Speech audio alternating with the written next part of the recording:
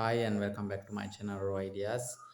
මේ පිරිසිදු සිහිය සම්බන්ධයෙන් අපි කතා කරමින් ඉන්නේ මේක තේරුම් ගන්නට අද්වෛත වේදාන්තයේ පාවිච්චි කරන තවත් උදාහරණයකින් අපි උත්සාහ කරමු මේක තේරුම් ගන්න. එතකොට ගොඩක් අය පාවිච්චි කරන එකක් තමයි මේ නිල් අහස කියන එක. නිල් අහස සමාන කරනවා අපේ පිරිසිදු සිහියට.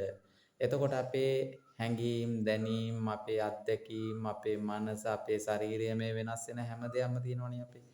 ඒව සමාන කරනවා අර යටින් පාවෙලා යන සුදු පාට, කළු පාට, කුණාටු සහිත වලාකුළු වලට සමාන කරනවා අර වෙනස් වෙවි යන දේවල්. මොකද ඒවා එනවා. හැබැයි අර නිල් පාට අහස ඒකේ පිටිපස්සේ තියෙන නැත්තම් අපේ අවදිය කියන එක මේ මොනවා සිදු වුණත් අර වෙනස් වෙවි යන සියලු සිද්ධි ටික සිදු වුණත් ඒ කියන්නේ සිතුවිලි යනවා අපේ ශරීර වෙනස් වීමකට ලක් වෙනවා මේවා ඔක්කොම සිදු වුණත් අපේ සිහිය කියන එක ඒ හැම අවධියකම නොවෙනස් වෙවි පවතිනවා හරියට නිල් අහස වගේ වලාකුළු කියන්නේ අපේ සිතුවිලි වලට සමාන කරොත් ඒවා එනවා හරියට මේ වලාකුළු එනවා හැබැයි අර නිල් අහස අපේ සිහිය වගේ ඒක නොවෙනස් වෙවි පවතිනවා. Thank you for watching.